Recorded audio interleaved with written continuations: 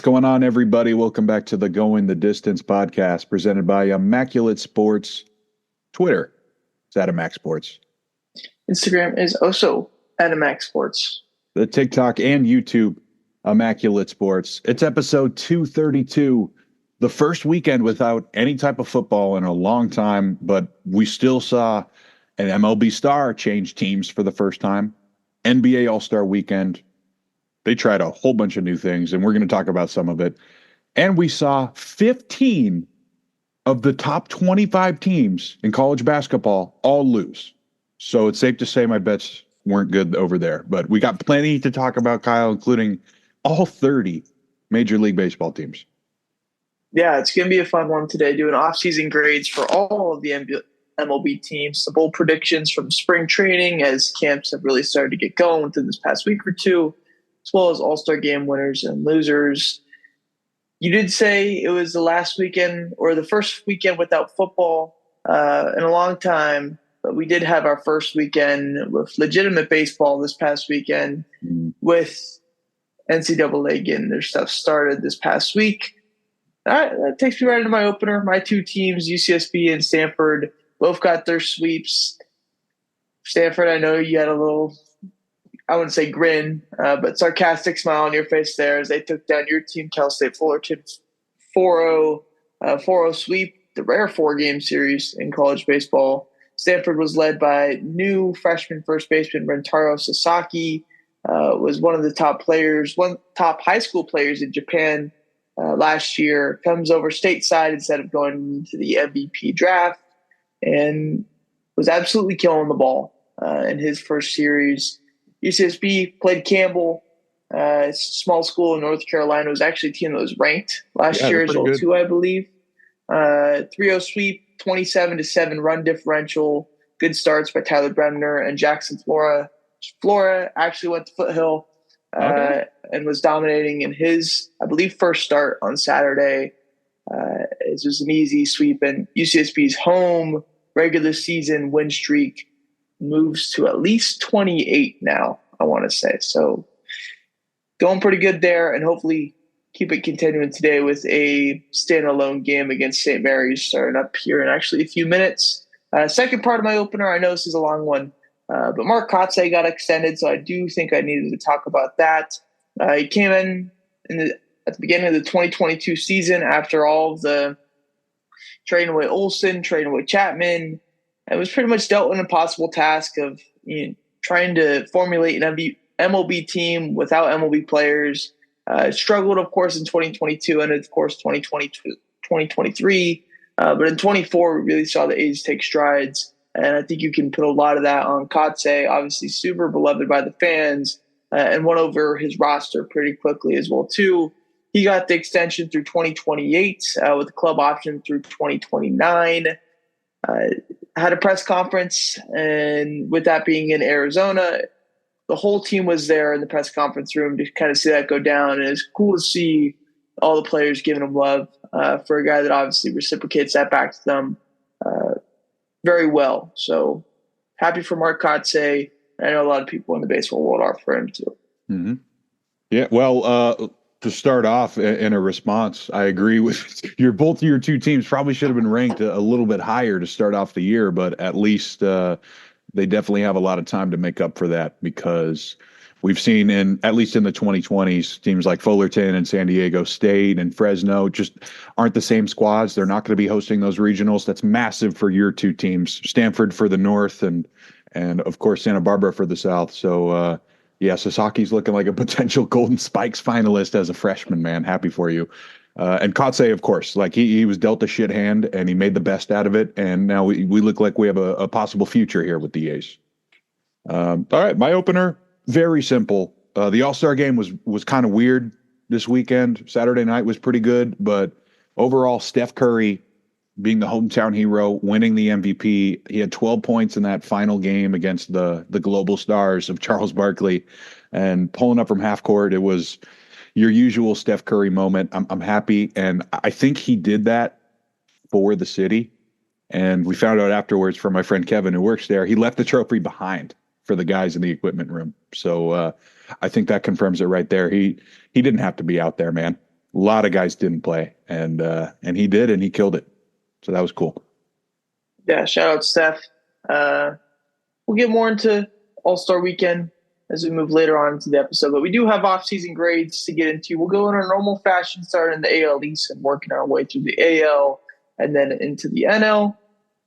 And we'll get started with the Toronto Blue Jays, who had a pretty active offseason. They lost three main guys, Jordan Romano, Genesis Cabrera in the bullpen, as well as Spencer Horwitz, who they traded to Cleveland, and then Cleveland flipped pretty much 20 minutes later to the Pittsburgh Pirates. They also added a ton of different guys, a lot of big names. Anthony Santander perhaps being the biggest one.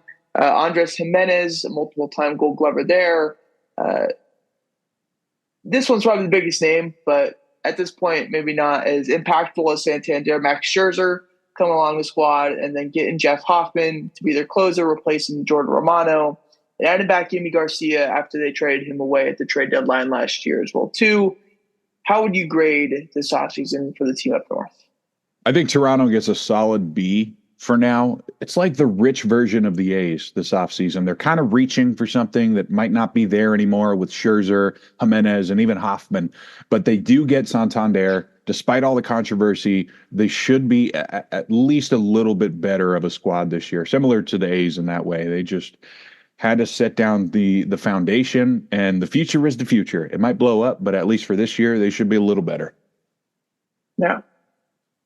The lineup, in my idea, looks a lot deeper with Anthony Santander in there and Andres Jimenez, who has had some productive offensive seasons in the bottom half of the order as well, too. I think it's solid, but it's not going to be good enough to compete in the stacked AL East that we've come to see this year and in previous years as well, too. The rotation, I do like adding Scherzer. It was already a pretty deep group. And now they kind of don't even have to start Yariel Rodriguez, who they signed last year, or even try to mess with Alek Manoah, who has had a very interesting last couple of years, to say the least. The bullpen, I think, is sneaky deep as well, too, especially adding back Yimi Garcia, who was one of the most underrated relievers in my eyes last year. So I give it a B+ offseason. I know they didn't hit on Soto. They didn't hit on not Rentaro Sasaki, but Roki Sasaki. But I still thought they did a good job. So I'd give it a B+. Moving on to Baltimore, they had some big losses. Corbin Burns, Anthony Santander, and then John Means, who's been hurt most of the past couple of years, but was still a projected starter for a team. And then they added a bunch of guys as well, too. Tyler O'Neill, Gary Sanchez, Ramon Laureano, our old friend Charlie Morton, Tomoyoki Sugano from the MPB, and Andrew Kittredge in the bullpen as well, too. What do you grade this offseason? I have a C+, and I'm going to have a lot of C pluses today because it feels like a majority of the league has decided to go cheaper and rely on the scouting department to fill in the blanks here rather than make up for it with a big name. You know, Tyler O'Neill replaces Santander, Morton and Sagano. They're going to try to combine for those Corbin Burns innings. So overall, they got a little worse. I can't say it was an above average offseason. I'm going to leave it at a C+, which is about average. Yeah, I'll start off with the Tyler O'Neill signing. Obviously was designed to replace Santander, but I really thought that they'd give a chance to Heston Kjerstad or maybe move Kobe Mayo to the outfield or do something and allocated the money that they gave O'Neill to starting pitching, because that's something that they are severely lacking in my eyes if they want to be a legitimate World Series contender, which seems to be what their goal is going to be this year. They're missing three starters, Bradish, Trevor Rogers, and Tyler Wells. And without those guys, one injury in your starting rotation, you are in a really bad spot. So I wish they allocated their money a little bit differently. I do like adding Charlie Morton, even though he's 41 years old. And I do like adding Kittredge in the back end of the bullpen, hopefully with Felix Bautista being the lockdown closer that he was in 2023, coming back from Tommy John surgery now. But I really do not like this. They lost Corbin Burns, the best pitcher. They didn't make any big swings in free agency. So I give it a D-, one of my lowest grades of any team on here. Yeah, I don't blame you. Next up, the Tampa Bay Rays. Small offseason for them. They only lost a few guys, Dylan Carlson and Jeffrey Springs, who they traded over to the A's. And then they added a bunch of Tampa Bay Rays guys, Danny Jansen, Eloy Jimenez, Alex Fado, Ha-Sung Kim, and then even if you want to include Joy Boyle from the A's in there as well, too, you can.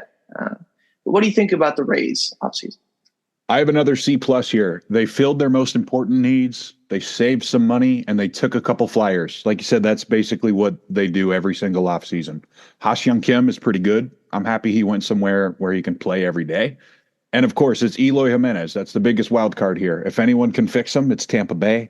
This is your average Tampa Bay offseason. Another C plus for me. Yeah, it's a very Tampa Bay Ray-like offseason. Not working with the most money, of course, so I like how they didn't risk a ton on any big name signing or anything like that, and just are going to rely on prospects. The Ha-Sung Kim signing can be kind of confusing from an outsider's perspective when you have Carson Williams, one of the best prospects in baseball, projected to be your shortstop. As the later year goes on and Ha-Sung Kim being out probably the first couple of months with he's getting surgery somewhere, but I'm blanking on exactly shoulder surgery. That's what it is. So maybe, pushing a bit of a log jam there, but having options isn't really the worst thing to do. And with the contract they gave Ha-Sung Kim for his potential value, could be a guy that they flip next year and get some guys back for. Rotation and bullpen, they didn't really add too much there, Fado. And then they also purchased a guy named Mike Bazil, who's projected to get about 50 innings this year, according to Fangraphs. They didn't really need to do much. So I like that they didn't overspend. They used the resources the best they could, especially with how difficult this offseason has been for them with losing their stadium. Not really a thing that teams have to go through too often. So money's going to have to be allocated to that, of course. So I give it a C. Nothing bad, nothing good, nothing too crazy. And I think they'll do just fine in getting the most out of their players. Next up, one of the most glamorous off seasons in baseball, the Boston Red Sox. Yeah, I'm going with an A. Sorry. I forgot you go with the names first. We haven't talked baseball in a while. That's my fault. We're getting back in the swing of things, pun intended. Lost a lot of guys though. Tyler O'Neill, Nick Pivetta, Kenley Jansen, Chris Martin, and Danny Jansen. And then they added a lot of big names. Alex Bregman, Garrett Crochet via trade, Walker Buehler, Aroldis Chapman, and then the lefty Patrick Sandoval as well too. So now you're on the clock. What do you think about this Boston Red Sox offseason? Yeah, little spoiler, but I love this one. It's an A. I think they did everything they said they were going to do, something that we see not really happen at all in baseball. Specifically with one of their rivals, Toronto, who say that a lot. They traded for the ace. They got Garrett Crochet. They signed Alex Bregman, who apparently won't be playing third base. We'll see about that. And they picked up some high leverage guys. Walker Buehler, Aroldis Chapman. They've been doing it for a long time. They're going to be pushing for a wild card spot. I like this. It was time. Yeah, one of my favorite off seasons by any team in the MLB this year. So I'll give it an A. And here's why. Big additions on both sides of the ball, Alex Bregman and Garrett Crochet as the headliners. The lineup feels really deep with Bregman in there as well, too. It has a ton of help coming with the minor leagues, and I like that they're not going to rely too much on those guys to start now. But if someone goes down or has a dip in production, they can kind of just throw one of those guys in there and be okay. Maybe the biggest rotation overhaul in baseball as well, too, with Lucas Giolito being healthy, hopefully, in his second year of that contract with the Red Sox. Bullpen, maybe my only problem with this team. They have arms, but relying on 36-year-old Liam Hendricks and 37-year-old Aroldis Chapman is slightly worrying to me. So that's why they don't get the A+, but they do get an A for a great offseason in pretty much anyone's eyes. Unless you're a Yankee fan, and that's who we're on to next. Yeah. Also a pretty crazy offseason. They lost Juan Soto, Gleyber Torres, Clay Holmes, Tommy Kahnle, and Nestor Cortez, but they also added former MVPs Paul Goldschmidt and Cody Bellinger, Max Fried, shutdown closer Devin Williams, and Fernando Cruz in the middle of that bullpen. I think you also got to go A here. Despite losing Juan Soto, they make back a lot of ground with Cody Bellinger, who I think could revive his career with that short porch. Max Fried has been dominant since he got to the bigs, and Devin Williams has been one of the best closers in baseball. I don't love Goldschmidt. He's definitely not the same player. We loved him because he had the crazy speed and fielding that you don't see from that kind of first baseman ever, and he's just not that type of player. But this should be enough to get back to the postseason without much issue. Yeah, when you lose Juan Soto, not your best player, but your second best player to your crosstown rivals, that's going to suck. But they did a pretty good job in repairing his loss. I don't think the team is going to be better than the 2024 team, which I think the Yankee fans think it's just going to be the exact same thing going into 2025 without Soto, that they're just going to get back to the World Series. I don't think it's going to be that, but even without going to the World Series, this is one of the deepest rosters in baseball. The lineup maybe in the bottom half has some questions, but the pitching staff, oh my God, like top 3 to 5 starting rotation, and the bullpen group of Devin Williams, Luke Weaver, Ian Hamilton, Fernando Cruz, who I think is going to have a great bounce back year, is really, really deep. So I do think they did a good job, but I'm not giving them A because they did lose Soto and did lose him to the crosstown rival. So I'm giving them a B. On to the AL Central now, starting off with the team that actually lost to the Yankees in the playoffs. That's the Cleveland Guardians. They lost Matt Boyd, Alex Cobb, Andres Jimenez, and Josh Naylor. But they added Carlos Santana for the third time, I think. Luis L. Ortiz, they got in a trade for Spencer Horwitz after they got him from the Blue Jays. They added Paul Sewald, Jacob Junis, and John Means from the Orioles. What do you think about this one, Skyler? I have a C for Cleveland. I wasn't sure if Shane Bieber was coming back, so that part I think saves it from being a failure. And maybe they're just really confident in their prospects coming up, and that's why they moved the guys that they did. But if Cleveland is expecting all-star seasons from Sewald and Ortiz and Santana again, they're not going to be even close to winning the division. It's just you're losing way too much here. Yeah, I actually thought they did kind of decent in the way that they navigated Josh Naylor's impending free agency and got the timeless Carlos Santana back. So I don't think they lost a ton of WAR, but they got some sleeper pieces back, which I like. I don't like the long-term fix, don't get me wrong, signing Carlos Santana. He's not going to be a guy that's there probably in 2-3 years from now. But I think for the 2025 team, I think they did all right. I like how they fixed their starting pitching problem without having to spend too much. Getting Shane Bieber back, hopefully at some point in the first half of the season, would be big for them, and maybe getting anything out of John Means would be nice. Luis L. Ortiz, also not like a frontline guy, but could be a solid 4 or 5 starter that gets you through, July and August and the dog days of the season. I understand why there's regression expected, and frankly, I do think we see some. I don't think I still think this is a team that's going over 500, can definitely push 90 wins with Steven Vogt as their manager. So I'm not going to grade it super harshly, and I'll give it a B-. Moving on to Kansas City, pretty small offseason, but did make some big moves. They lost Paul DeJong, Tommy Pham, and Brady Singer, but they lost Brady Singer by bringing in Jonathan India and as well signing closer Carlos Estevez. Yeah, I'm going to stay harsh on this division. I have a D for Kansas City. Don't get me wrong, Estevez is very good, former All-Star, but I was expecting really big things from Kansas City this offseason. We've already seen another team in this division go above and beyond that we'll get to in a second here. But they mostly whiffed outside of that trade because I think the India Brady Singer trade's a win-win. We'll see how long Jonathan India will be healthy. But I'm a little disappointed in Kansas City. I think they had a worse offseason than Cleveland, and that's saying something like we were just talking about. Yeah.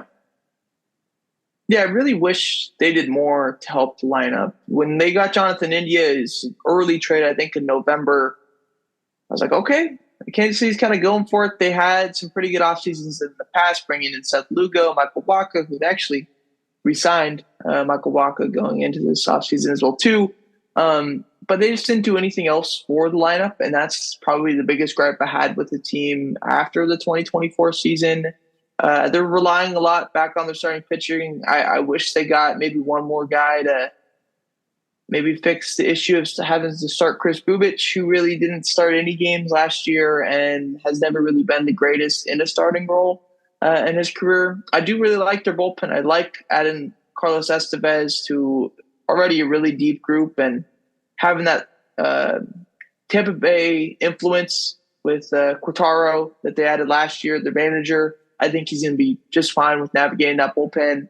But definitely wish they added another bat and maybe another starter as well too. So I'm going to give it a C minus. I don't think it's the worst by any means, but definitely not the best either. Next up is the Detroit Tigers. And for who they lost, it's pretty much nobody. I guess you could say Alex Fado. But still, that's not like any crazy substantially thing. They added some pieces as well too, though. Gleyber Torres they got from the Yankees on a 1-year deal. Jack Flaherty they got back after they traded him away to the Dodgers at the deadline. Signed Alex Cobb, signed Tommy Kahnle, and John Brebbia as well too. So what do you think about the Gritty Tigs in 2024? I'm going to give them a B. I don't think anybody else in this division added as much major league talent as them, and that's important. Anyone can pick up prospects, and we'll get to the White Sox eventually, but Jay Flair returns to Detroit after a very good first half there.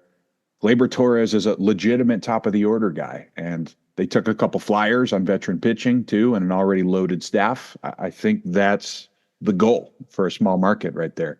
You get some guys who are going to be out there every day. You get another guy who's going to be out there every fifth day, and you take some flyers. Yeah. I did like how this team didn't gamble too much in the free agent market because it is such a young team and they have a ton of prospects coming up, and you would naturally just expect some progression from a lot of those guys that got some play time at the end of last year. I do like the signing of Gleyber Torres. I think he's got a high ceiling to him, and maybe I'll talk more about him later once we get to spring training bold predictions. The rotation was probably like the big, how are they going to figure this out after how they played in the postseason last year, but they really only had one starter, and that one starter was the best starting pitcher in all of baseball, which is a pretty rare situation to have. But adding Jay Flair back was awesome, and Jackson Jobe hopefully should add another frontline starter to that as well too coming up. Bullpen I like as well too. They didn't really have to do anything there, and they still added Tommy Kahnle and John Brebbia, who could be some impact arms. So I didn't think it was by any means like a crazy offseason. So I just gave him a C. Maybe a C plus. It could be a bit more deserving, or even a B minus, because I don't think it was bad by any stretch, but definitely not the craziest. Moving on to the Minnesota Twins, and they had an offseason. They lost Carlos Santana and Max Kepler, and how did they fix a team that didn't make the playoffs last year? They added a whole bunch of bums. Ty France, Harrison Bader, Danny Colomé, and Diego Cartaya, who was just thrown away by the Dodgers. What do you think about this offseason for the Twins? This is an easy F for me. For whatever reason, they think they already have a championship roster, and I just can't bet on this team to stay healthy because it's never happened before, ever. Not even when Joe Mauer was there. Those guys got hurt every year. Like you said, Bader and Ty France have heavily degressed with age. I don't like this at all. It's not going to end well. Yeah, I think they're relying a little bit too much on bounce back seasons and healthy years from guys just who are notoriously not healthy.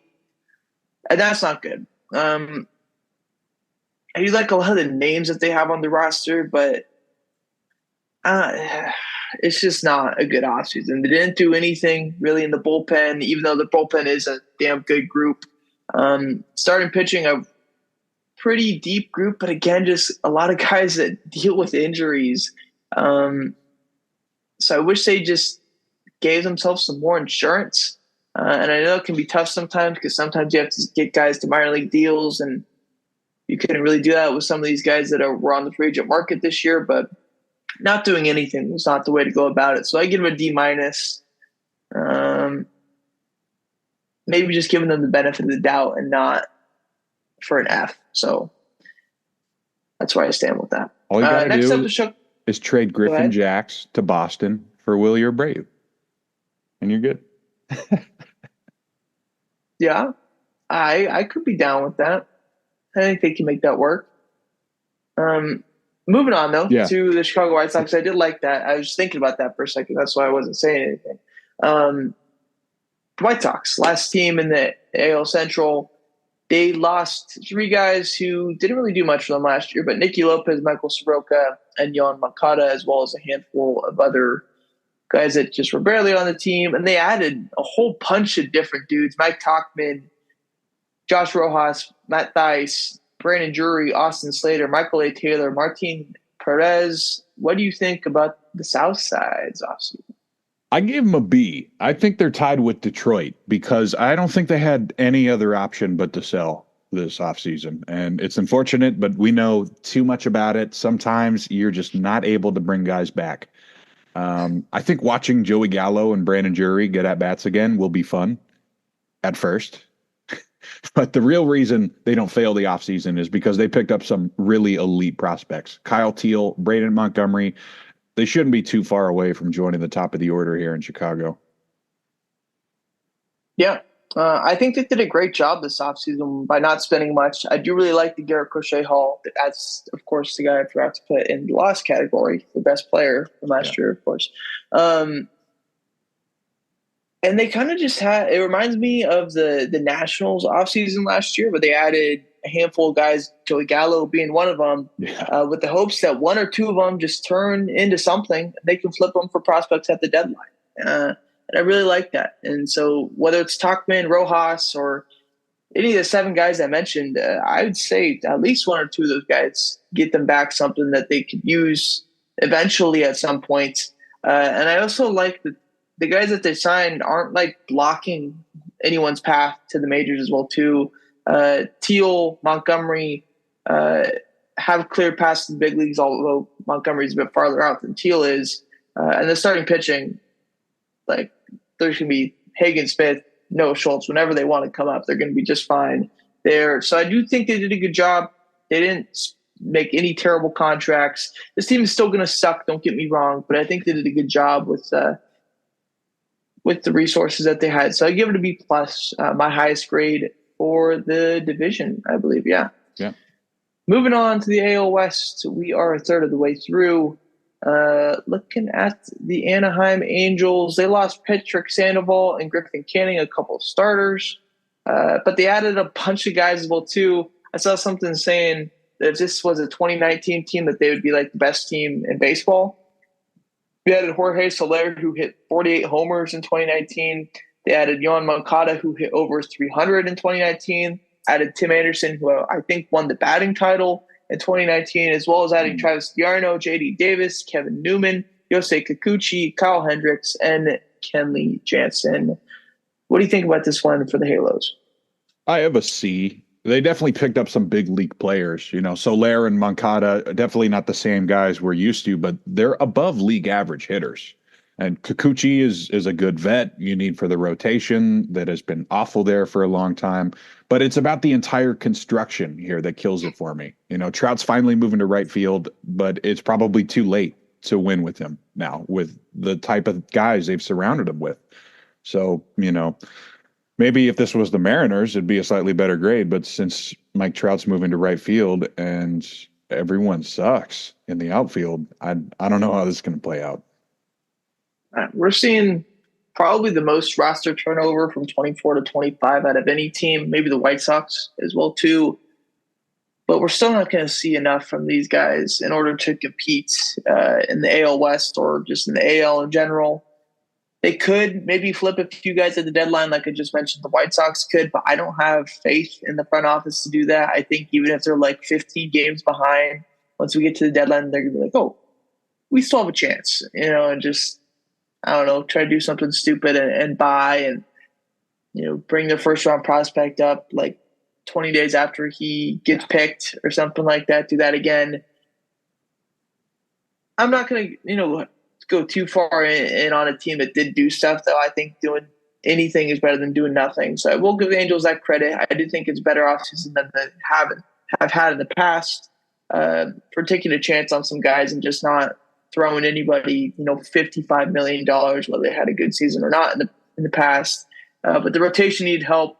I don't think they got enough, and neither did the bullpen either. So I give it a B minus.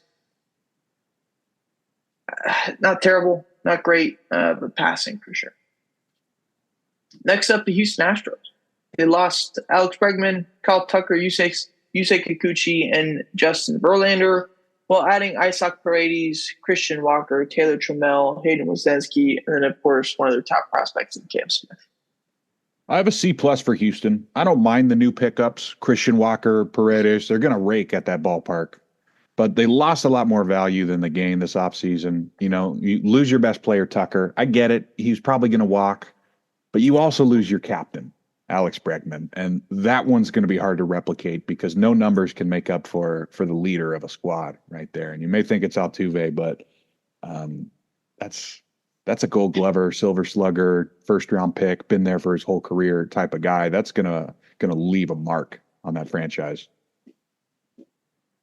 Yeah, I thought it was decent.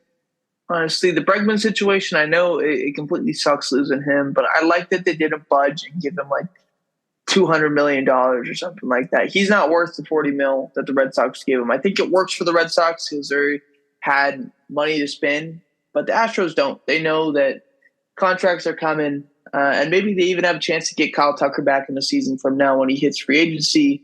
And I like that they trade him now, and I like that the guys that they got back because they didn't solve, but they fixed the player problem of not having Alex Bregman anymore by putting in Isaac Paredes, whose swing is going to fit really well in Houston, and then Christian Walker as well too, who just has ridiculous pop, and playing in that stadium I think could work really well.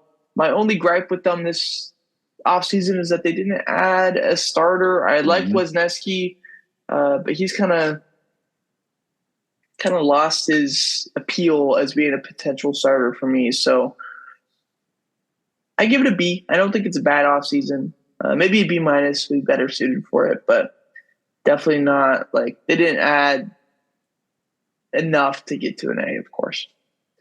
Next up, the A's. That's what we're calling them, the A's. What do you think about the green and gold? I'm going to give – yeah, I know. I was thinking, but maybe you wanted to wait. Yeah. I did it again. Welcome back. Who they lost? Nobody, actually, on an MLB deal, that is. There's a couple guys that signed minor league deals, but nothing for big league deals. Who they added, Urias, a couple of days ago, Gio Urshela, Luis Severino, the largest contract in team history, Jeffrey Springs, and then back-end reliever Jose Leclerc. Now, what do you think? Yeah, I'm going to give the A's a solid B for this one. It feels like an A+ to A's fans, basically just off of that Rooker extension because they're actually spending money. What? Severino and Springs, they might flop, but we had literally nobody else for the rotation. And, you know, the fate of the organization always comes down to the undervalued prospects. So although I think the A's are clear winners this offseason, don't expect them to compete for the division like I've seen online. I just think they need to start building the foundation. There's a bunch of position battles. I'm sure we'll get into something when we get to our spring training talk in a minute here, but we'll leave it at that for now. Solid B. Feels like an A+ in my heart, though. Definitely moving on up. Yeah. One thing that we've kind of come accustomed to as A's fans is we have a couple of deals every offseason where we maybe spend $5 to $10 million on a guy, and it's just like, why would we even do that? We saw that with the Ledmus Diaz deal a couple of years ago. Don't even get me started on that. Jace Peterson, another one. Trevor Rosenthal a couple of years before that. I don't think we saw a single wasteful move by the A's this year, and I really enjoyed that as a fan. Starting pitching got exactly what they needed by getting a few guys that could eat innings for them and a potential frontline ace in Luis Severino. The bullpen, I think, could have used one more arm, and I think maybe there's an even chance for them to do that still with some of the guys still out there. In the lineup, again, that you didn't add, a Ledmus Diaz to take a shortstop spot from your top prospect, so I like that. The one hole that they had that didn't have a prospect that was kind of creeping up was third base, and they had two potential guys there, in Gio Urshela and Luis Urias. So I thought it was a good deal. I thought it was a good time. They didn't, waste a ton of money, waste any money in my mind. So I give it a B. again, it would have been like, oh, they made all good moves. Why not an A? Yeah, I don't know. I just felt like I couldn't give them an A. So I agree. we'll move on to the Seattle Mariners. And they had a very shitty offseason. They lost Josh Rojas, Yimi Garcias, and Luis Arias, who they had for one of the worst lineups in baseball, Donovan Solano, and that's it. So what do you think about the M's and their offseason? Yeah, the M's are definitely going to get an F from me. So I got Minnesota and Seattle so far with the F off season. The biggest thing they did was re-sign a guy who couldn't even hit in Seattle last year, Jorge Polanco. This is gearing up to be a massive disappointment. Um, if no bats want to come on their own, you got to trade a pitcher for one. You got to do something. And no one's going to take this team seriously with the current lineup. I even talked with my friend Dilly, massive M's fan. He completely agrees with me. He says it's basically disappointment and sarcastically, yeah, can't wait to watch the Mariners offense. So I think that speaks for itself. I wouldn't pick them to make the playoffs. Um, my first note here is, I guess the best way to deal with your problems is to ignore them, because that's exactly what the Mariners did. They had the glaring issue of their lineup, and they just said, fuck it, let's run it back with this rotation that is just all-star, all-star, all-star, all-star throughout. It was so easy. Just, we've said it for multiple years now at this point. Go trade one of your guys, preferably not Logan Gilbert because he's got Cy Young potential in my eyes, but Castillo, Kirby, Miller, or Wu, or Emerson Hancock, or someone that you got, just trade him over to somewhere and get a prospect, or just go get somewhat of a proven bat. Definitely would be easy to do with how much starting pitchers are going for at this point. The one real addition that they have on the pitching side, I guess, would be Matt Brash, because he should be coming back from Tommy John surgery, hopefully. But he didn't have Tommy John until May last year, so that won't be until at least probably June or July, I would guess. But he's one of the most fun back-end relievers in my mind, so hopefully he comes back healthy. Because when you're scoring one run a game, like, there's only one way to win, and you got to shut him out. And somehow the Mariners actually might do that in a handful of games this year. Regardless, it's an F off season. They just didn't do jack shit. And if you're an M's fan, like, holy fuck, man, I don't feel sorry for you because we're A's fans, but you understand the frustration. Yeah, I understand the frustration for sure. Moving on to the Texas Rangers, they had a busy offseason. They lost Kirby Yates, Carson Kelly, Jose Leclerc, Max Scherzer, and Nathaniel Lau. Who they added: Jock Peterson, Jake Berger, Kyle Higashioka, Chris Martin, Robert Garcia, Jacob Webb, Sean Armstrong, Colby Milner, and Luke Jackson. Yes, that is right. I just said 6 straight reliever names. All right. Yeah, I think Texas clearly wins the division this offseason. I gave them a B+, slightly better than I gave the A's, because they got much needed lineup depth. It was Jock Peterson, Jake Berger, Higgy, all guys who have been raking. Everybody got hurt last year, and they were screwed. So I expect them to dominate again with this lineup. One guy we talked about a couple months ago, Robert Garcia, I think is also a breakout candidate. They got him from the Nats for Nathaniel Lowe. And all those relievers, of course. Why not take a shot, right? Better than Will Smith. Yeah. I do expect this lineup to return to that 2023 type, with Jock Peterson being there. Hopefully Evan Carter being healthy. Jonah Heim hopefully having a good season. Jake Berger, I think, is probably a bigger, better bat than Nathaniel Lowe as a whole. And Wyatt Langford in year 2 should be taking some strides as well as Marcus Semien, maybe not having a league average year this season. The rotation, I think, needed another guy, and they didn't really get that. I know they have Jack Leiter, Kumar Rocker waiting in the wings, so I understand if you just want to rely on those guys. The bullpen overhaul is my biggest gripe with this team, and I completely hate their overhaul. I do like Robert Garcia. He has some, like, a really straight, hard fastball that I like from the left side. But I don't like him as your setup man. I like him as a lefty specialist in the 7th inning. But if he's your guy that's taking the ball in the 8th, not really a fan of that. Jacob Webb, Sean Armstrong, Colby Milner, Luke Jackson have had some flashes at some point within the last 3 years, but they're all over 30, all over 31.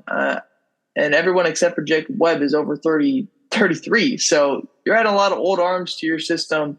I don't really like that idea. I think that'll be the fault of their team. They remind me a lot of the Arizona Diamondbacks from last year. A lot of offense, a terrible bullpen, and that's why I give it a C and not anything higher than that, because there's so many high leverage arms out there in free agency this offseason, and they had one on their own team in Kirby Yates, and they just didn't do anything to get any of them. So I give it a C. On to the National League side, starting in the East, and starting with Atlanta. They lost Max Fried, Travis DiArno, Charlie Morton, Ramon Laureano, Gio Urshela, and a handful of relievers, but they added Jurickson Profar, our friend Nick Gallen, and Brian De La Cruz. What do you think here? I gave him a C+. Atlanta, another team that believes they got the roster they need to win it all. And I don't think they're wrong on this one either. So they didn't do much, but baseball's a game of highs and lows. So they pick up a couple bats who have had extremely hot stretches. Mostly it's not Nick Allen, it's Profar and it's Brian De La Cruz. Low risk, high reward for those guys. I'm okay with it. I'm okay. They have guys locked up. They didn't need to go find new infielders, you know? Yeah. My biggest problem, I would say, would be the starting rotation. Spencer Strider, hopefully back early in the season. I don't think he's ready for opening day, but it should be April or May. And if that's so, they're going into opening day with Grant Holmes and Ian Anderson in the rotation, and I don't love that, especially when you lose Max Fried and Charlie Morton, two guys that were pretty reliable for you over the last, 4 years at this point. I really wish they did more to get that. Their bullpen, I don't think needed a ton of work. I don't think it was a crazy group last year. I don't expect it to be a great group this year either. We know that this team is built on their starting pitching at the top, and then their lineup through and through. And I do like the Profar ad. I think having a switch hitting bat at the top of your lineup without Acuna to start, that is, works really well. And I do expect this lineup to get back to that pre-2024 type vibe where it was just an anomaly last year. But as a whole for an offseason, I don't like how they handled the pitching. So I give it a D+, which might be a little harsh. But I don't think they did enough to get back to being a top-tier World Series team. Moving on to Miami. Pretty quick one here. They lost Tim Anderson and Jake Berger, and they added Cal Quantrill. And that's it. You know, I sticking with the C. They're clearly tanking. So I'm going to grade them on a curve here. They haven't done much, of course, but what they did do this offseason was bring in a top 100 prospect. We talked about him a couple months ago, but it's been a while. Starlin Caba, elite defender, stole a bunch of bags, only 19. I think that keeps you from failing the offseason because they did something. They didn't just sit there like a team like Seattle. This team is not trying to win yet. Yeah. Also lost Jesus Luzardo. Yeah, that's true. I forgot to mention. I don't really know how I said that. I understand what they're trying to do. It's a complete tank. But I really wish that they had some flip opportunities, and they really didn't do any of that. They could have. It's so easy to do that in the bullpen. Like, go get a couple of guys that you can just flip for a prospect or two at the deadline, and they didn't do any of that. And with how Peter Bendix wants to run his organization, I thought that would have been something that he would do. However, he decides against it, so I give him an F. Just not enough for me to really say, yeah, they're going to get anything out of this offseason. It's going to be really bad for them this year, and I think we're all expecting that. It's like they're only interested in high school players. That's it. No one who has ever accomplished something. That and 16-year-old Dominican players, which I guess technically would be high school age. But moving on to the Mets, who had a way different offseason than the Miami Marlins. They lost Luis Severino, Harrison Bader, and Jose Iglesias, maybe, who's still a free agent, so he could potentially come back. But they did add Jose Siri, Nick Madrigal, Clay Holmes, Griffin Canning, AJ Minter, Frankie Montas, who's hurt, at least until May. And then I think there's one guy that I'm forgetting who they gave like $700 million to, and that is Juan Soto, middle of the order cog for the next lot of years. What do you think about the Mets? I gave them an A. I bumped them down from the consensus A plus because they took a lot of risks this offseason. And one of them is already showing, and Frankie Montas showed up injured to spring training.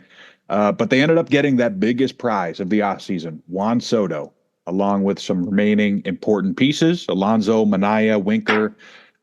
This team is going to be a lot similar to the past season, even better. It's like the reverse Yankees offseason. I'm excited, and hey, at least they got backup pitchers in case something like this happened. But I'll definitely be talking about this Mets injury again later. Yeah, lineup is fucking dangerous when you add Juan Soto in there. Adding Jose Siri as well too gives you a ton of different options in center field or corner outfield spots as well too. With Starling Marte and Tyrone Taylor being on the bench. My biggest gripe is not getting an ace in the starting rotation when guys like Blake Snell and Corbin Burns were out there. You got the money to spend. Don't be cheap when it comes to one of the most important parts of your roster and starting pitching. I know they added a ton of different options, but you need that for sure guy, and I don't think they have that really anywhere in their starting rotation right now. I know there's been some good spots out of Sean Manaea last year. Kodai Senga was really good in 2023, but he's coming off of injury. Manaea just had his best year of his career pretty much, in my opinion. So asking him to do that again might be tough. It's kind of funny. If Montas was healthy, their rotation would include Sean Manaea, Paul Blackburn, and Frankie Montas. So maybe they're going after the A's while also having Starling Marte on their team as well too. Bullpen on the other side didn't really need much. I don't mind that they didn't add too much there. And yet, yes, I know for the starting rotation as well too, Brandon Sporat is coming, but Christian Scott's out for the year, so you're not going to get him most likely because he got internal brace Tommy John in September. So yeah, he's probably not coming back. So that's not adding an ace is what takes it down from an A plus to an A, but still a great offseason for the Kings and Queens over there with the Mets. Moving on to the capital, talk about the Nats, and who they lost was no one on MLB contracts because the only guy that they didn't lose anyone on MLB contracts. Who they added though was Daniel Lau, Paul DeYoung, Ahmed Rosario, Michael Soroka, Jorge Lopez, Colin Poche, and here goes the toughest name that I'm going to say the entire day, Shinosake Okazawa-Wara, their first signing from Japan, I think, in team history. And I guess if you want to say that they lost someone, they lost Robert Garcia. So, yeah, I'm going to give Washington another C+. This is what I'm doing with the mostly young teams that stand pat here. They did bring in Nathaniel Lowe, of course. He's a pretty good all-around hitter. Re-signing Trevor Williams is big too. You mentioned some of the pitchers' names. They're trying to rebuild the depth after losing that nasty rotation that won them the World Series recently. It's been hard to rebuild it, but Trevor Williams comes back, played in the same little league as Ian's brother Evan. So shout out Ian. Yeah, I know. That's crazy, right? But with a team like this, it's all about the prospects. I'm not going to overreact. I'm giving them the C+, just like I do with everyone who didn't do much. Yeah, I wanted this team to take a swing this year. They've had the money in the past to spend, whether it was like Santander. I think I predicted Bregman to go to the Phillies, but I definitely predicted them to get somebody. They didn't do that. And I think what you can contribute that to is the ghost of Steven Strasburg. You give a guy too much money in the past, it works out terribly. You're pretty scared to give out, $100+ million to anyone in a long time, let alone a guy that hasn't been on your team. There's still holes in the lineup that could have been filled. I think at the back end, Jacob Young, I don't really like in center field. He doesn't really have any power threat. And modern day baseball, you kind of need that. Keibert Ruiz got to kind of actually have on a long-term contract. I wish they just got another guy to kind of compete with that job for him if it goes really shitty for him again this year. I'm fine with not adding too much in terms of starting pitching because I do understand that they got some prospects coming up. So maybe Soroka has half the year or less than that in the starting rotation before they get him out. The bullpen scares me big time for sure, and it's definitely going to be their biggest fault. Maybe the worst in the big leagues, if you consider the Colorado Rockies a AAA team, because Rockies definitely have the worst, but it was a big problem for them last year, and they didn't do jack shit to fix it this year either. So I give it a D. I don't think they get much better this year, even though I really wanted them to because they got a ton of talent coming up. Next up, the Phillies. They lost a handful of guys: Jeff Hoffman, Carlos Estevez, Austin Hayes, and Spencer Turnbull, most likely, even though he's still a free agent. But they did add Max Kepler, Jesus Luzardo, Jordan Romano, and Joe Ross. I'm going to give Philly a B minus, slightly better than the rest of the pack here, other than the Mets, of course. A lot to do with Jesus Luzardo, who's pitched a lot of big games, and adding that to a really dominant rotation from last season.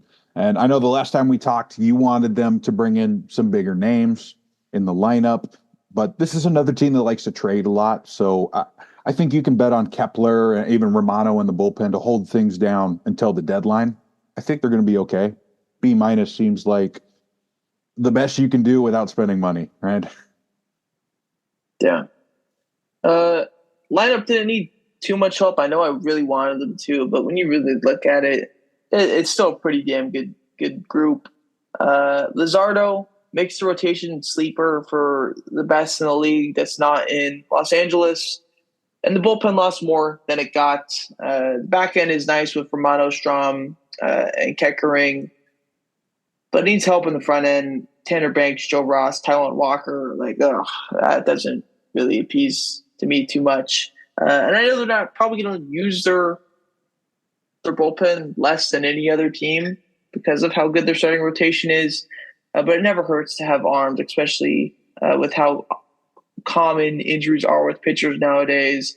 So I give it a C minus. This is a big market team that didn't do a big market thing in the free agent category this year.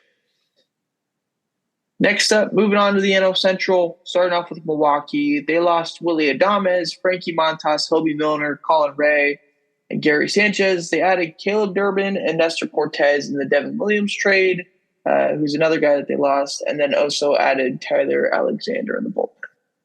Yeah, I'm going to give them a D plus, but again, this is clearly another team that thinks they're much better than the public believes that they are. And the difference here is they actually can back it up. They've won a lot of games recently with not the best roster that we've seen. So their only big move, right, is Devin Williams for Nestor Cortez. I don't love Nestor Cortez as necessarily an all-star type player, but he is a perfect fit for the Brew Crew. He's the master of deception. He joins a team that's all about that.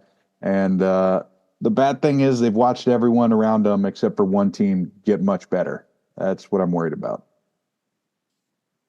Yeah, it's an understandably slow offseason for a small market team that has an influx of prospects. But signing a starter would have really helped this team, I think. I know you love Aaron Ashby, but I think his ship has kind of sailed as a starter. I think if they turn him into a full-time reliever, he's got a couple of offerings that can really turn him into a solid, back-end reliever for sure from the left side. But they just don't have enough options at starting pitching for me. Bullpen, I'm not too worried about. I know there's a lot of names back there like, oh, who's that guy? Who's that guy? But the Brew Crew's done an amazing job of getting the most out of their guys, especially in the bullpen. So I think that's going to be quite okay. Losing Willie Adames sucks. Losing Corbin Burns a year ago sucks still because that definitely still hurts. So I give it a D plus. They just didn't really add too much, and their lineup should be okay. I don't think it's gonna be anything crazy, but the rest of the division did definitely add some stuff as well too. So I think that's gonna hurt. Not the Cardinals though. Who's the next team that we're gonna talk about? They lost Paul Goldschmidt, Andrew Kittredge, and most likely Kyle Gibson and Lance Lynn as well too, who have not been signed yet. And they added, drumroll please, no one. So What's your grade for the Cardinals? Yeah, this one will be another F. They let every veteran walk that you named, so I won't name them too. Arenado will inevitably be traded. They have no direction right now. I just can't imagine that they're going to compete this year with elite rotation scattered all around the NL Central if they can't hit anything. It's just not going to happen. I'm sorry. I was really hoping for some of their prospects to be good, but it doesn't seem like it's time yet. Yeah, their attendance decreased drastically last year because it was a bad team, and you respond by getting no one. So I would expect to see a lot of empty seats in St. Louis this year as well too. The lineup is young, so maybe you get a breakout year from Alec Burleson or Jordan Walker or Victor Scott, which would really help. But starting pitching and the relievers are just so severely lacking, and it just seemed like an easy fix. We've been asking the Cardinals to get starters that are below the age of 35 for like 3 or 4 years now. And now that Sonny Gray has turned 35, like, come on. Like, it's kind of comical what they did. So it's an F. I don't expect them to be much better, if any better, in 2025. Next up is the Cubs. Busy offseason for them. They lost Mike Tauchman, Kyle Hendricks, Jorge Lopez, and a couple others as well too. But they did add Kyle Tucker, Carson Kelly, John Birdie, Matthew Boyd, Ryan Presley, Brian Brazier, Caleb Thibault, and Colin Ray. I'm going to give the Cubs an A. They got one of the biggest prizes this offseason in Kyle Tucker, a couple of high leverage arms coming into a team. Like, we all know this, right? You have to have a great bullpen to win in the playoffs. And I saw Trevor May video recently. He was talking about bullpens and how an elite bullpen needs to have guys ready for when the starter blows up in the second inning, because it happens every single week. So Matt Boyd, Brazier, even Ryan Presley, who would probably be the closer, but you never know. It's the Cubs. They could do some crazy stuff with additions like that to the bullpen. I think they're at least viable for a playoff run, and definitely the best additions of the division. Yeah. I have said multiple times on the show that I like how Houston came out in the Kyle Tucker trade, but that doesn't mean that I dislike how the Cubs came out in this trade as well too. Their lineup didn't have a ton of holes in it, but I think they addressed the one that they possibly did have in right field and got Kyle Tucker, perhaps the second best right fielder in all of baseball if you count Juan Soto as the right fielder. Aaron I thought you were Judge. saying Cubs history. I was like, what, Soto? Already? Still also saying the Judge is a center fielder in that ideal there. But Mike Trout's also now a right fielder too now. So I don't know. Off topic there. Lineup didn't need much help, is what I was saying. They got one of the best players in baseball as addition there. Starting rotation, nothing too crazy. I do think it grades out pretty well as having like 5 2-starters. And then the bullpen, I like their overhaul a lot more than the Texas Rangers. Presley and Brazier in the back end. I like Caleb Thibault as a solid lefty. Looks to be their only lefty right now. So maybe Fangraphs is wrong here, and they add another guy as well too. And then Colin Ray is a potential 6th starter or long reliever I like as well. So I think they did good. I give them an A-. Best grade in the Central. Yes. Next up, Pittsburgh Pirates. They lost Aroldis Chapman, Connor Joe, Michael A. Taylor, and Brian De La Cruz. But they added Tommy Pham, Spencer Horwitz, who's actually getting wrist surgery just a couple days ago, I think, which sucks. Adam Frazier, former All-Star for them, Caleb Ferguson, and Tim Meza as lefties in the pen. Yeah, when I was talking about Milwaukee, I said there was one other team that may have outdone themselves here and made Milwaukee look a little better. I completely forgot about Pittsburgh, too, because I already gave them an F today. Tommy Pham and some average lefties. I don't know, man. I don't know about that. They're going to have some really tough decisions coming up on some former top prospects. This is a very thin lineup that they haven't touched in a while. And I know that Tommy Pham's been okay, but he's not going to be able to last all season long. It would be a shame to waste that rotation. Yeah, I like the cheap addition a fan, but the lineup is still like ridiculously bad. It's never going to get better as well too if you don't spend because of how bad they are at developing hitters. Maybe we should have done a similar like Brady Singer, Jonathan India trade with one of their pitchers, preferably like Mitch Keller or something like that, because I don't think I'd trade Jared Jones or Paul Skeens, of course. They didn't add much pitching, but also didn't really need to, especially on the starter end. I think their depth is one of the more sleeper teams in baseball there. But this team is still not going to be good because their lineup is potentially the worst in baseball. So when you don't fix that, you're going to get a bad grade, and that's a D plus for me. Like, if you don't like Brian Hayes and Henry Davis, what are you waiting for? Andy Rodriguez and Yover Peguero. All right. We're just going to keep the cycle going forever then. Exactly. Yeah. Moving on to the Cincinnati Reds, who lost Jacob Junis, Ahmed Rosario, Ty France, Jonathan India, and Fernando Cruz, but they added Gavin Lux, Austin Hayes, Jose Trevino, Brady Singer, Taylor Rogers, that's the one who throws with his left hand, and Scott Barlow. I give Cincinnati a solid B+ here. I really like the Brady Singer signing. We've talked about it multiple times this offseason, kind of because it was like the first one to happen, first big trade. I like taking a flyer on Gavin Lux because you lose Jonathan India, of course, and they're trying to fix that pitching depth too. Rogers and Barlow have been okay. Maybe it's enough to start competing, but it is way more than everyone else did, other than Chicago. I'm completely fine with this. I'm excited about the future, way more than Pittsburgh over in Cincinnati. Yeah, I really like the cheap additions. Gavin Lux is the first one, at least on the hitting side, because he had a good second half, a solid playoffs as well too. I think he should play well in Cincinnati, as pretty much every left-handed hitter does. Austin Hayes was an all-star in the past. I know he didn't have a great season last year, but could potentially work into a platoon spot in Cincinnati this year. And with Matt McClain coming back, who you and me are both extremely high on, I expect this team to get right back to where they were in June of 2023 when they were a very exciting team to watch. If Matt McClain and TJ Friedel as well stay healthy. Their rotation looks deeper as well too with adding Singer. Looking at the five that Fangraphs projects right now: Hunter Green, Brady Singer, Andrew Abbott, Nick Martinez, Nick Lodolo. Seems like a pretty good group. I do think their bullpen, though, could use one more high leverage arm. Alexis Diaz struggled last year, and I think there's a lot of guys that they could have just added as a potential closer if Alexis Diaz has another rough year in 2025.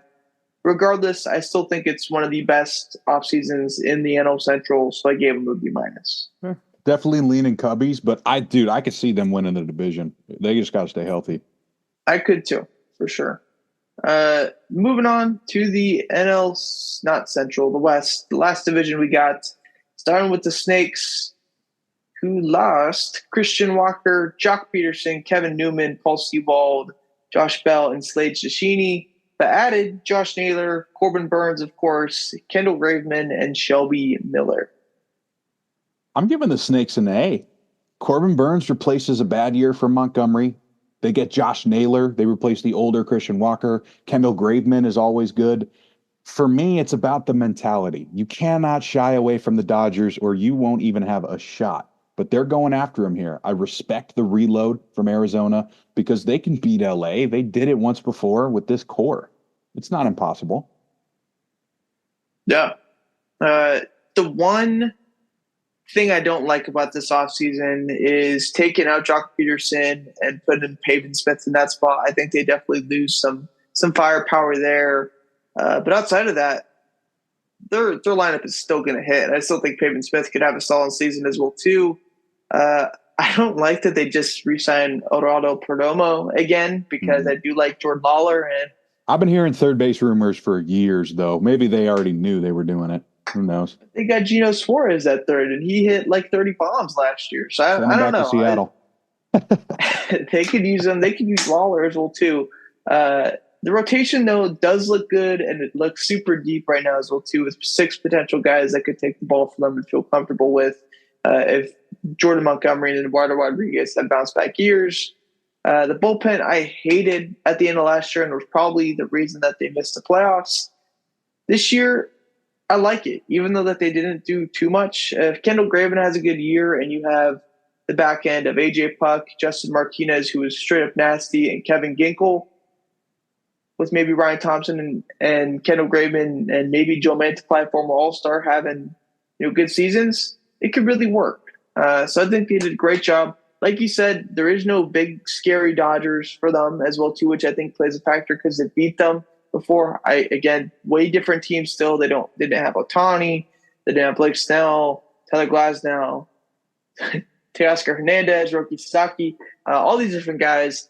But still, I still think they don't see them that way, which is big for the Diamondbacks. And a good offseason for them, which I give an A-. Next up, the Los Angeles Dodgers, who did a lot. They lost Jack Flaherty and Walker Buehler, but they had Michael Conforto, Hai-Sung Kim from the KBO, Blake Snell, Roki Sasaki, Tanner Scott, and Kirby Yates. Yeah, this is going to be an A+ for the Dodgers. Blake Snell has multiple Cy Young wins. Roki Sasaki is one of the most exciting pitching prospects we've ever seen. Tanner Scott and Kirby Yates are two of the nastiest late game guys in the league. Hai-Sung Kim is an unknown guy, but we hear that he has Gold Glove potential for a team praying for that kind of help in the middle infield. Perfect offseason. Also, you mentioned it too, Teoscar Hernandez somehow comes back through all of this. They're definitely going to try to reload and do it again. Yeah, I think it's clear to say this lineup is the weakest part of their team. And it's still a top 3 to 5 group in baseball. The rotation is the best, without a doubt. And they have about 9 or 10 different guys that they can go to. So it's not just this 5. They got another 5 after that. And then the bullpen is probably the best group in baseball. And they added Kirby Yates and Tanner Scott, who just had 2 ridiculous seasons, 2 super high whiff seasons as well, too. So it shows you that they're valuing the strikeout for sure. I saw a tweet a couple of weeks ago of breaking the Dodgers up into an A team, or not an A team and a B team, but 2 different teams. And both those teams are probably still playoff squads. So we got to try that in MLB The Show. That's pretty scary. What they have. I gave them an A because they're the Dodgers and they didn't sign Juan Soto. So that's why they don't give an A+. They got unlimited money and they didn't use all of their unlimited money. And that's the problem. So A instead of A+. But still, like if this was the Red Sox the Red Sox did a great offseason, but if this was the Mariners and maybe they don't need Blake Snell, but if you just add these players, it's an A++ for any other team. Next up, the Giants. So they lost Blake Snell, Michael Conforto, both of which went to the Dodgers, as well as Tyro Estrada, who went to the Rockies, Taylor Rogers, and then possibly Mark Canha as well, too, who's still a free agent. They did add a few guys, Willie Adames, Justin Verlander, and Lou Trevino, our old friend. Yeah, I gave him a C+. I think I'm a little higher than most people. I didn't look a whole lot at other grades, but I saw someone who had him like F tier. So I'm not quite that low. Willie Adames should be fine. They keep striking out on big names, but they got one finally. He plays every day and probably 99th percentile power for a shortstop. Verlander's going to be a question mark, but at the very least, you have a great pitching coach that also goes every 5th or 6th day himself. Apparently, he's already become a mentor to guys like Harrison and Birdsong. So I'm optimistic. I'm just, around the 80 win mark with these guys. I'm not going to go any further than that. Yeah. I think the lineup looks a lot better with Willie Adames in it. I don't think we're also saying that this is like a top tier group in the MLB, but definitely a formidable group that should push 85 wins. Which is just such a Giants thing to say. Yeah. Starting rotation is probably my least favorite part of the team. It's going to rely heavily on bounce back years from everyone that's not named Logan Webb.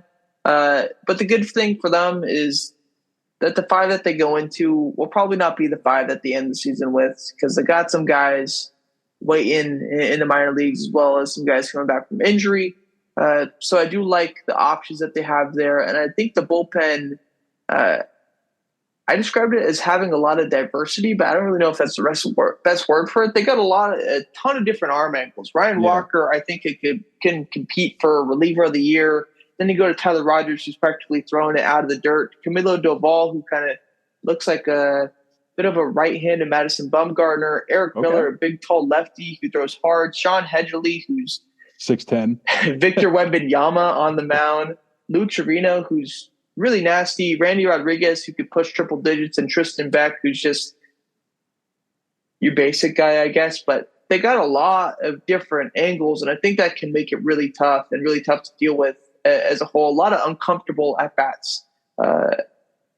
So I do like the bullpen that they're going into the year with, but I give it a B-. Definitely would have helped if they got Soto or Blake Snell back, which would have been a big one.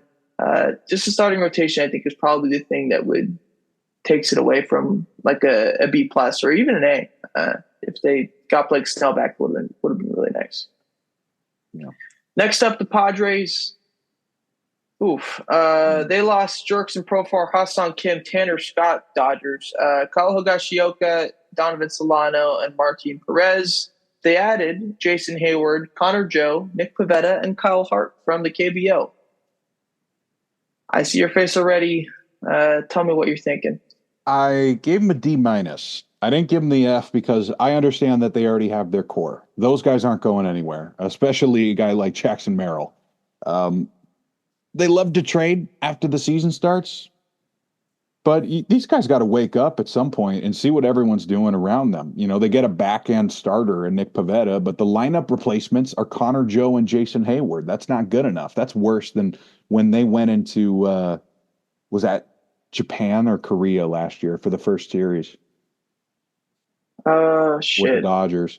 Anyways, that first international series, they had Graham Pauley hitting pretty high in the order, and we're all like, what are they doing? This might be worse than that year. I'm just a little worried about the lineup. That's all. Yeah. I also have a D-. If it says anything to you, the reason why they're not an F is because they got Nick Pivetta. Just kind of a funny thing to say, but I like Nick Pivetta, to be honest with you. But the lack of attention to the lineup is very, very worrisome. Starting Jason Hayward and Terso or Niles, come on, man. Like that's not enough for you. There's not like there's a ton of guys like right at the beginning of or at the end of the minors that you could just pull up as well too and be fine with. The rotation, potentially trading Dylan Cease as well, which we've seen a lot of rumors for.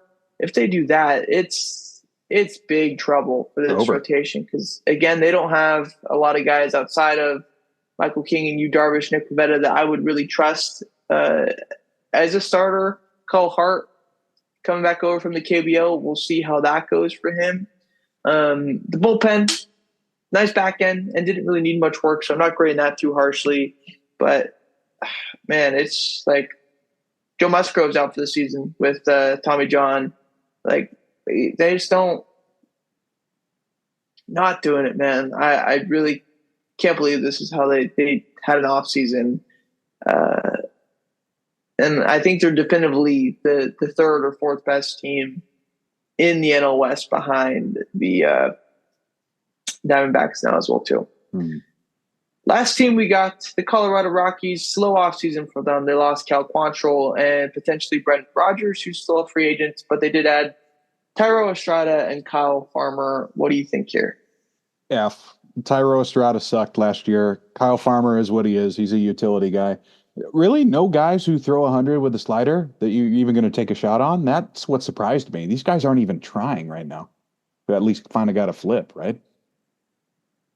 Yeah. Lineup has potential. I like that they are giving chances to the hitters that they have on their team and not spending completely recklessly. Tyro Estrada is a good bounce back candidate as well too, especially playing in Colorado. The rotation needed something bad, and it's forever going to need something bad because they're never going to sign a starter to them, so they're going to have to build through the draft. And I do like that they got Dolander a couple of years ago now at this point. Uh, the bullpen, like, oh, it is really, really bad. I don't think I can identify a single closer in their bullpen right now. And I get it's tough to sign people there. And if you are going to, you're probably going to have to give them a ridiculous amount of money. Let me just go through the projected bullpen according to Fangraphs, and I'll let you predict who their closer is according to Fangraphs. Tanner Gordon, Lucas Gilbreth, Justin Lawrence, Angel Chivilli, Victor Vodnik, Luis Peralta, Seth Halverson, and Tyler Kinley. I'd probably go with Lawrence if it was me, but I don't think they would project a lefty to be their closer. So, what was the last name you said again? Tyler Kinley? Yeah, I would predict Tyler Kinley. He throws 100, right? He does. I think the guy, he's actually a sleeper. It's Tyler Kinley as what they have for their closer right now, but Seth Halverson is actually, I believe, he's throwing like 102 last year, and that'd be my guy, I would guess, to be their closer at the end of the season. But outside of potential fantasy baseball getting you 5 saves in April, like, that's not really going to mean much for anyone. So I give him a D minus. Very rough off season. They're not competing anytime soon still. Because, geez, can you imagine like the Dodgers going into Colorado this year and they're facing Antonio Sensatella, Ryan Feltner, and Armand Marquez? Like, they might score 27 runs a game every inning. But yeah, that's it for offseason grades. Now a little fun segment. 5 spring training bold predictions. What's your first bold prediction, Skyler? I don't have a whole lot about spring training numbers. It's kind of hard to calculate it, but I'll explain it as I go, I guess. We'll start it off with the first one. The Cleveland Guardians have left a couple spots open for prospects to come take eventually, but Cleveland doesn't really strike me as a team that's going to call up any top prospects before they have to. I'm going to say that Tyler Freeman wins the second base job over Travis Bazzana and Juan Brito. I know that those guys were listed on Fangraphs at least the last time I checked, but I'll say Tyler Freeman wins the job, plays for a month, and then we'll see what happens. I'd love to see Bazzana, but I wouldn't be shocked if they do some service time manipulation, which is a big thing in Cleveland for sure. My first one is that we see at least one all-star level starting pitcher traded. It could be Dylan Cease. It could also be Seattle with either Kirby Bryce Miller or Luis Castillo. I know some of those guys haven't made an all-star team yet. That's why I said all-star level type guys. But I think we see at least one move made, one big trade still to happen. I think it happens with a big-time starting pitcher. I agree. On to number 2. Number 2, similar strategy here, Boston Red Sox. I think that Christian Campbell makes the Boston opening day roster. He's too good to keep down in AAA. He just had a season with 20 homers, 20 stolen bags, 30 doubles. Whether it's taking the job of Trevor Story or the team finally trading Wilyer Abreu, I think the kind of ABs we're going to see from Campbell in the spring will earn him a spot in the lineup, no matter where it is. Yeah. Number 2 for me is that Jack Caglione gets to the MLB in 2025. Ooh. Bobby Witt said that he was the most surprising at camp so far, and the Royals lineup is probably going to need him once we get to like May. So I think Jack Caglione gets to the big league this year. Will he pitch? I don't think so, at least to start this year. But the bat is definitely going to be needed for Kansas City in 2025 for sure. On to number 3. I feel like we need an A's prediction because we know everything about these guys. So I'm going to stay away from the obvious issues, third base and pitching staff. I think the jobs of Esty Ruiz, Darrell Hernaiz, even some others too, are in serious danger, maybe even as soon as the season starts. I think we're going to see a lot of Colby Thomas this year. If he's the eventual replacement for Seth Brown, just call him up already. Come on, he's a pro hitter. Yeah, I wouldn't hate that. My third one is that the Bregman Devers third base Red Sox drama that's going on right now will be forgotten about by May. I think it's getting a lot of that like NBA, NFL type attention where it's like, oh, if there's any ruffle of the feathers, like, oh, this guy's going to request a trade and be gone. That doesn't really happen in the MLB. MLB players don't force trades the way that other leagues players do. And when you're locked into a contract, like MLB players don't hold out. Like that's not a thing that I don't think have ever seen happen. So I think it's all going to be fine once we get to a couple weeks into the season. Number 4. This is probably the least bold prediction I have here, but I wanted to include a current event, and that's the Frankie Montas injury for the Mets.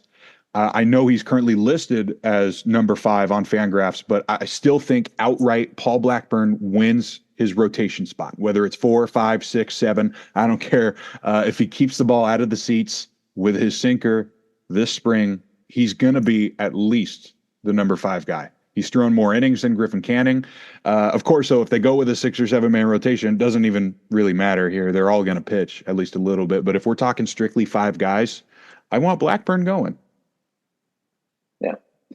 Number 4 for me is that Gleyber Torres provides the middle of the order bat we originally expected him to as a prospect this year with the Tigers. Yeah. A year away from the Yankees can be extremely beneficial for some guys and give some people a boost. I think the second half last year, he was a lot better than the first half. I think his numbers got quite a bit reverse inflated that way. And it being a contract year for him, I think definitely impacts that as well too. So I wouldn't be shocked if we see Gleyber Torres push 850, 900 OPS and have a huge season for the Tigers in the middle of their order this year. Number 5. The last one, I chose a team one, but I want to save all the important stuff for when we do that episode eventually. So this is strictly spring training. I think the Marlins are going to be top 5 in the grapefruit. They have a perfect quad A lineup and a bunch of pitchers with nasty stuff that just can't seem to figure it out when the games matter. So this would be the perfect situation for a bunch of quad A guys, right? You like that one? No way. That is ridiculous. The grapefruit champs, potentially? I'm not going quite that far. You got to be able to bet on that somewhere. Yeah, I'll check it out later. That was just randomly came to me too. I not a lot of thought on that. Don't put serious money on it. I wouldn't be surprised if the Marlins had a pretty good grapefruit and then just completely collapsed when the games actually matter. All right. My number 5 is either Jack Leiter or Kumar Rocker, maybe both, make opening day starting spots in the rotation. Tyler Mahle and Cody Bradford both had injury-riddled seasons these past few years that could lead to a bad spring training or just a slow start for them, or maybe even getting hurt again. I don't want to predict an injury, but it definitely could happen. Jack Leiter and Kumar Rocker, both guys knocking on the door, got MLB starts last year. Kumar Rocker started the last game in Oakland, by the way. But I think they could both be the 4 or 5 guys in that rotation behind Jacob deGrom and John Gray and Nathan Eovaldi. So there's a reason they didn't go after anyone else. They're going to at least try them. Yeah. That's done for baseball, though, for now. Yeah. We'll move into our All-Star Weekend winners and losers in the NBA. We'll start off on the good side. Who are your winners here? All right. I'm going to start it off with what I said earlier. Basically, Steph Curry, city of San Francisco, they did the best they could. There was a lot of drama coming into this issue with viewership, the rules of the All-Star Weekend. I think San Francisco did fine. They took the cameras away from the problems and tried to make the best out of it. I think Stephon Castle is a big winner. He did a lot of different things this weekend. Looked pretty good in the dunk contest. Was the starting point guard on the Rising Stars team that eventually made it to Sunday. He looks like a really good player.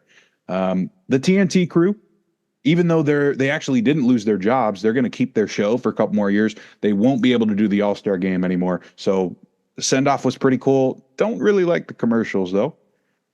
Victor Wembanyama, dude, he might be the best player in the league already. It just sucks that everyone around him didn't play any defense on his All-Star team, but He looks incredible. And Mac McClung, is this the best non-game dunker we've ever seen? Like he's straight out of like an and one league or a 3-on-3 ice cube league or something, and he just doesn't miss his dunks. Those are my winners from this weekend. Yeah. I have a couple of winners, the first of which is Oracle Arena. Seeing the love that it got just from the Dubs and from the NBA in general was really, really cool for all the years that we had there as the Warriors and just all the history that arena has. My next winner is Mac McClung. Like you said, one of the greatest dunk contest players of all time now at this point. And my last winner is the NHL. Saturday night had USA versus Canada playing in the Four Nations tourney, and I thought that was extremely more interesting than what the NBA had going on Saturday night. So I tuned into that instead. And the NHL seemed to figure out the All-Star Game dilemma by just having your best players play in a tournament for their country instead of for Shaq and Chuck and Kenny. Moving on, though, to the losers who didn't come out of the All-Star weekend well. My first loser is going to be the 3-point contest. We were spoiled in past years, seeing guys like Steph Curry and Dame battle it out, hitting 10-plus shots in a row. We got basically the opposite. It was looking like Buddy Hield was going to run away with this one, and he started off the second round with 8 straight misses. It was not good. I heard Dame Lillard was really sick all week. He didn't play well. Cunningham didn't want to be there. Cam Johnson was only there because he's the only good player on Brooklyn. It was not good for the 3-point contest. I have CP3 as a loser. Are we going to remember him as being like a little knucklehead? I want to keep it PG on here for once, but just I feel like that's the nicest way. CP3 is just a menace. I don't know. He got Wemby to cheat in the Rising Stars. That's a story for another day. If you want to hear about it, I have some stories from Kev about that. The 4-team format, that will never happen again. That was a complete disaster. There was about 2 hours of commercial and 20 minutes of game. The young stars of the NBA, they got punked by the OGs, and it wasn't really close at all. And my last losers are going to be LeBron James and Anthony Edwards. Where'd they go, man? I know LeBron about an hour before the game was like, yeah, I changed my mind. I'm not going to play. Edwards didn't say anything. They were all just on the side talking to their publicists. Is that the right way to put it? I don't know, man. Just like if Steph Curry's playing, you got no excuse. Those are my losers. Weird weekend. Yeah. My first loser, I only have a couple of them. The first loser is almost Mac McClung's ankle when he dunked on over the car. That would have been completely terrible if he just ripped his ankle in half. And he got really close to doing it because it almost got stuck on the car when he was doing that. But still a great dunk regardless. And then the second loser, I think as a whole, you got to say the NBA. They created an impossible problem to fix because the players just don't care. I can't imagine how many people bought tickets to see their favorite player play. I don't know. Steph probably played, so they didn't have to worry about that. But if you're a LeBron fan and he just didn't even suit up for the All-Star game, you don't even have to do much. Just go out there, shoot a couple threes, jog back and forth. He was definitely healthy enough to do that. Like, that disappoints me a lot. And seeing that the NBA's face just doesn't care when it comes to All-Star Week is bad, because if he doesn't have to care, then nobody has to care. Not even suiting up for the team picture, like, that made that picture like not be worth anything. If he's in the jersey, and sick jerseys too, by the way, I think that's probably another winner. I agree. To his All-Star jerseys. But the NBA, Adam Silver, just in a bad spot on this one. Which sends us not to halftime because we don't have anything there this week. We're going to the Layups Bowl predictions. Last week I didn't do anything. This week I won't do anything either because I don't want to bet on basketball, so I'm leaving it to Skylar this week. Last week for his layup was a rough one with St. John's at Nova. Nova got that upset win there. This week, what do you got? Yeah, I'm going to stay away from college basketball for a little bit. I mentioned it earlier. 15 different ranked teams lost, which is just unbelievable.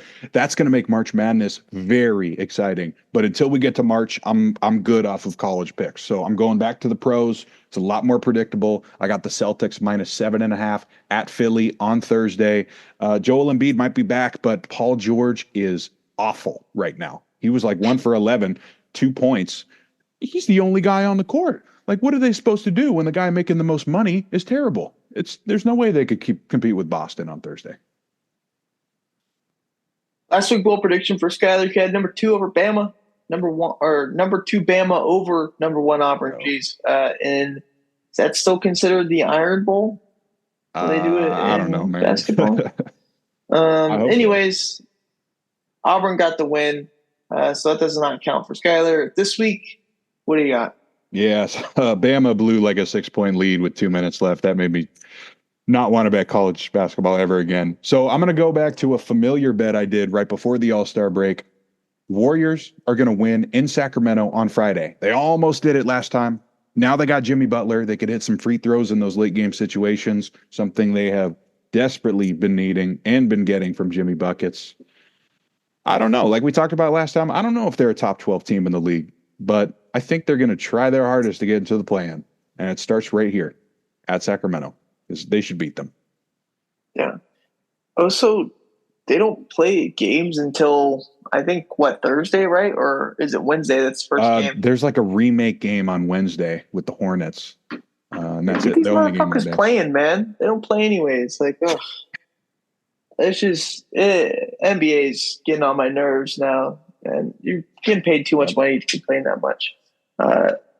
Anyways, that's going to do it for episode 232.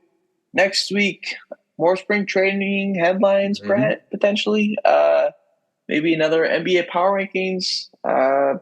Free agency predictions in the NFL is coming around the corner at some point as well, this too. Is true. That'll be fun.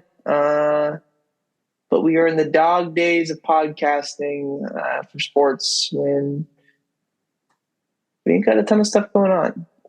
Almost so go the USA on season. Thursday. Yes. That's true. Yes. It's true. Go USA on Thursdays. But unless you got any parting notes, we will see you guys for episode 233 next Tuesday. Yeah, apparently we got an even money line, both sides -110 for that Four Nations championship. Let's go USA. Let's have some more Kachuk fights. That'll be cool. Exactly. What the fuck is a kilometer? All right. Well, that's a good one to send it off on. Here we go, bud. We'll see you next week.